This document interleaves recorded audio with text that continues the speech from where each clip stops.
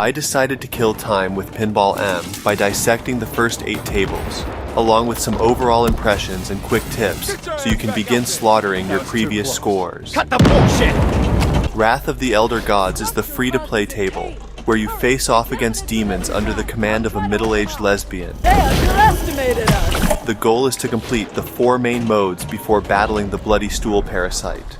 Completing quests will raise your madness and acts like a score multiplier.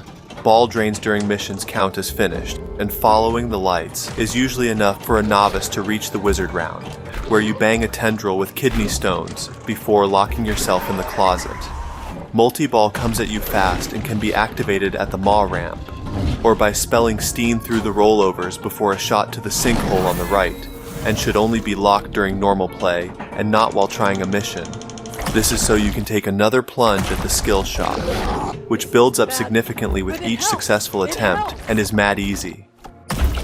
Huge skill shots are pretty common throughout the M tables, so don't get sloppy and try to seek out extra balls. Yes, it helps! Dead by Daylight offers 2 ways of meeting new people.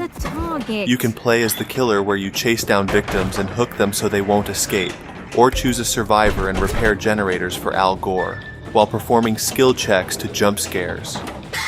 The initial phase is a scope out session, before making call shots to fix the 5 generators. The goal of the killer is to hunt down the 4 survivors and hang them on your meat hook for the true wizard mode.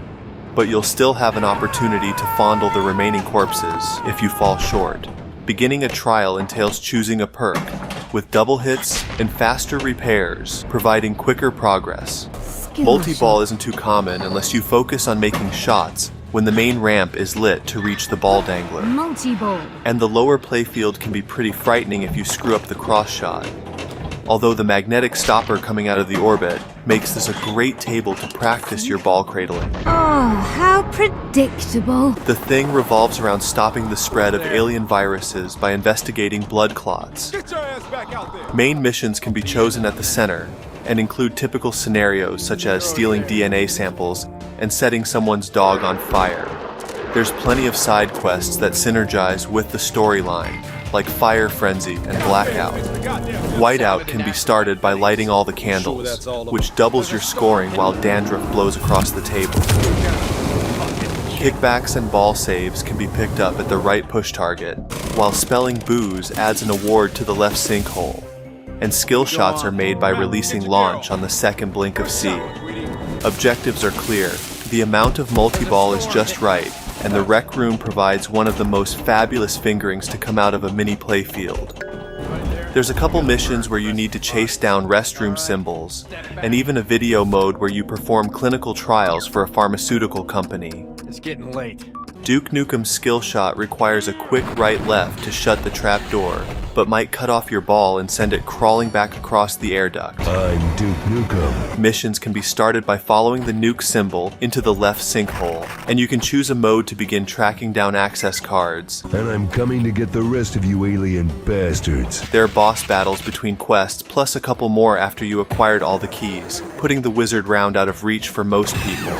Hitting the triple X targets followed by 15 bumpers unleashes a 2-ball pity party, and can hinder progress since it turns off the nuke. They also want you to get weapons or something, which requires picking up a pipe bomb from a Fed boy before breaking open a door and not screwing up the mini playfield, which is a quest line in and of itself. Good luck gathering all 4. You got your whole life ahead of you. And the video mode is too easy. You're gonna die for that. And goes on too long. Hi, I'm Chucky. Chucky's Killer Pinball is the first table that threatened to take my life multiple times. I'll kill you if I have to. Missions can be selected by pushing the targets in the back and can be replayed for higher scoring. There's a switchblade that opens a flipper after peeling back down the left lane for a cross shot to a ball lock. And I'm your friend to the end. This will lead to Slasher Multi-Ball, where you get to stick a knife in Chucky's penal area. You can also bang the bumpers to raise a glass of marbles that can be shattered with your ball of steel, and spelling kill through the in-lanes lights up the spinning axe for big points. You can embrace combos by alternating the ramps, but bear in mind it pauses progress towards Devil's Lair, and good guy madness. Chucky's skill shot is a menace to anyone that rage resets. And even after finding the right reflection in the diamond ring, you still need a consistent release to deliver a successful plunge. System Shock contains 4 algorithms you need to crack in order to access the AI and make it open source. One objective is to reach the top of the parking garage and play a game of Breakout. Another is to score a jackpot during multi-ball, after locking 3 in the basement. The locks can be rotated by hitting the shaft on the 2nd floor, where a slight forward nudge may provide extra opportunities if you miss. There's also a magnetic sensor that lines up the initial cross shot, which is pretty neat. The 3rd goal is to kill the mutant and enter his man cave by hitting the right orbit enough times and having your security lower than 70. Combos need to be enabled by dropping a floaty head into the scoop, and that's after hitting the right ramp several times before finding the one with the developed hippocampus. Then it's back to the top deck to play another paddle game with questionable mechanics, in this otherwise dynamic table with plenty to discover. And you will learn more about pain. Texas Chainsaw Massacre is about the gruesome murders that took place in Waco, 1993. Outside of Austin, Texas. There are 4 main missions that start by hitting the blinking lanes enough times, including the cross shot. Each are broken into 2 timed phases, and completing at least 1 shot during each will count as complete. You can spell Saw on the left, which cuts apart your ball and opens the lock inside the chainsaw during free play, that can also keep the multiplier going. The table comes alive even more during multi-ball when you're stacking mults while scoring jackpots, and showcases how a proper table should sound, with normative callouts, great music, and screams of bloody murder.